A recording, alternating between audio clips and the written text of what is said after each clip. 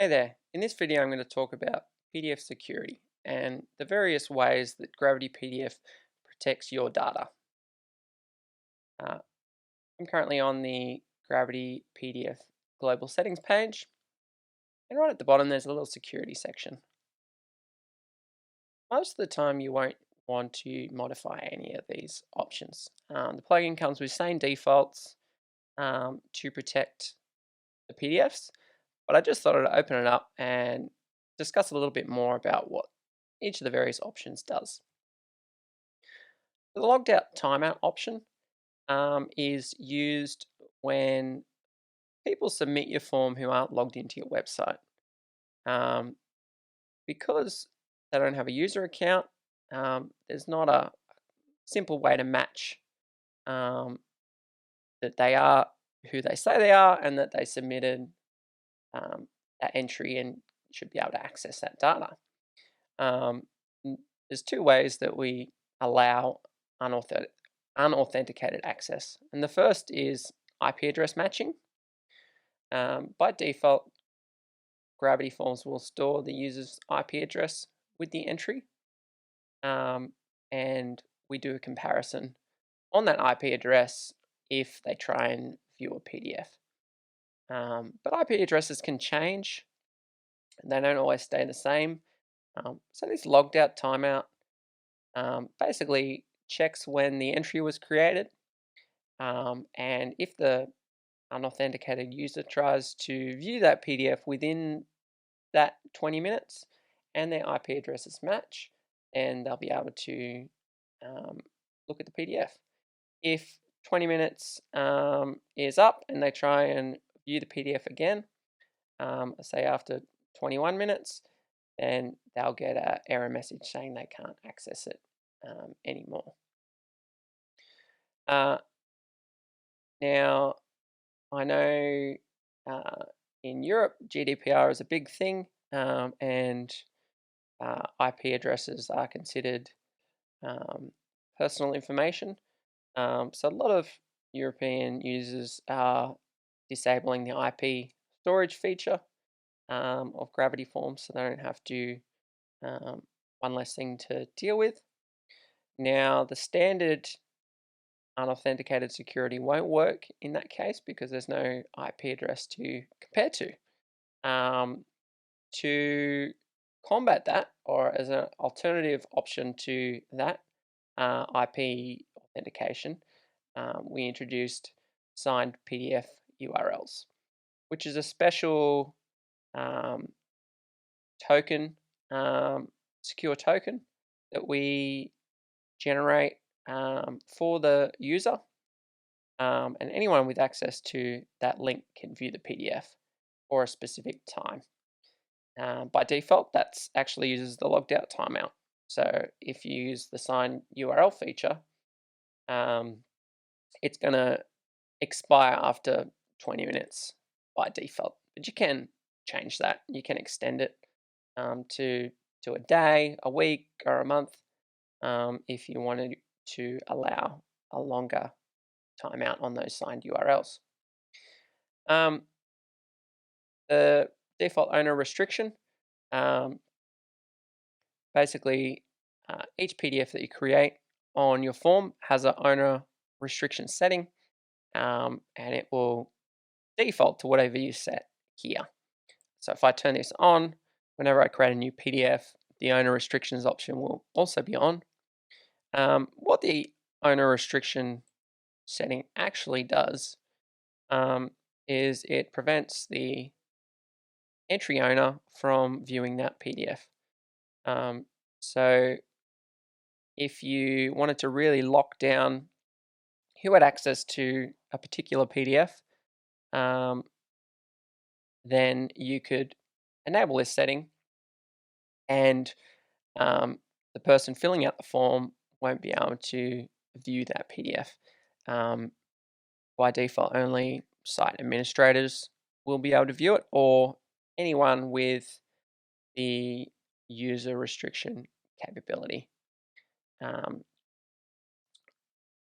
So if we go down to user restrictions, at the moment the Gravity Forms view entries capability is checked. and administrators have this capability so that they can view any PDFs on the website. If you wanted to use a role editor plugin, you could create a new role that had the Gravity Forms view entry capability, and that role, any users assigned that role would also be able to access that document. So that's some of the security options available in the general section. Let's actually see those security settings in action.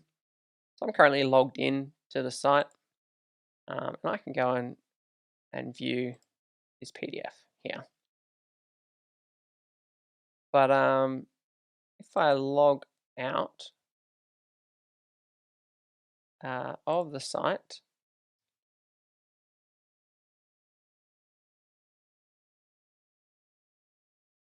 I can no longer view that PDF. It redirects me to the login page because when I filled out that entry, that test entry, I was logged in at the time.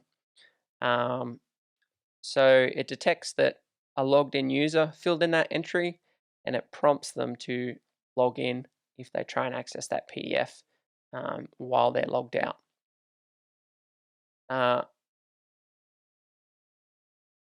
If I log in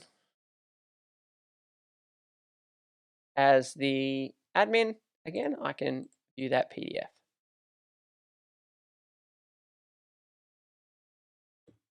Now, if I change to a user that doesn't have those capabilities, I've set up this test subscriber, and I'm just going to use the switch to plugin to change to that user. And I'll try access that PDF again. Now this time I get an error message, you do not have access to view the document. That's all because this particular user wasn't the user who submitted the entry. All the timeout periods expired, and they don't have the capability to view it. I'm going to switch back to admin now,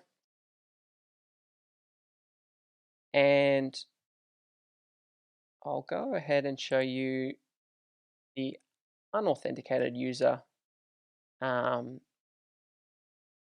option. Security settings available. So we'll go back to our form, the request a quote form.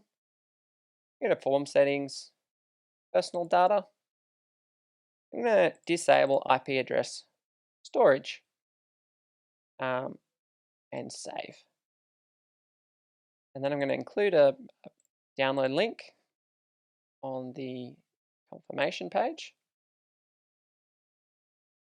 Go text confirmation, and we'll just paste in that option.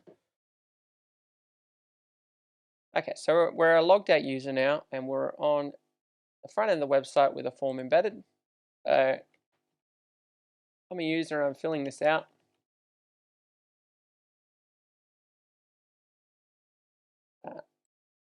In this case, I don't care about the data. I want to show off the security settings. We hit submit, and the link does show, but I won't be able to view it because I'm no longer storing IP addresses with the entry. So the IP address authentication doesn't work. This is where the signed URLs come in handy. I'm going to log back in now. This is a test site, so don't mind my 5-letter password.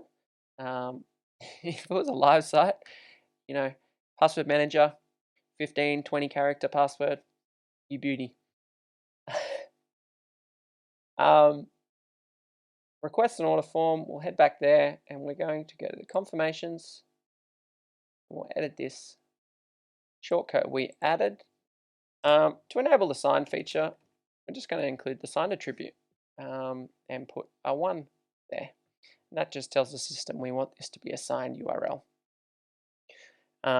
which again is a special one-time. Well, it's not one-time access. It's a special time-based URL that anyone can view the PDF with that URL within that time period. And by default, that's 20 minutes, but again, we can extend it. Let's go back to the site and we'll log out again.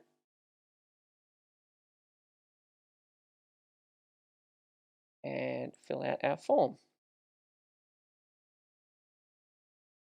It's validation on that email, so I'm going to put a real email there. Okay, I'm going to submit now, and we've got that link again. Same as before. This time, be able to download the PDF. Excellent. Now you can't see it here, but I copy the link here. I'll just paste in the address bar. You see, it's very different from the other link. It's got the standard URL here.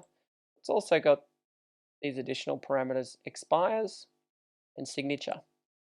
It's what makes it a signed PDF.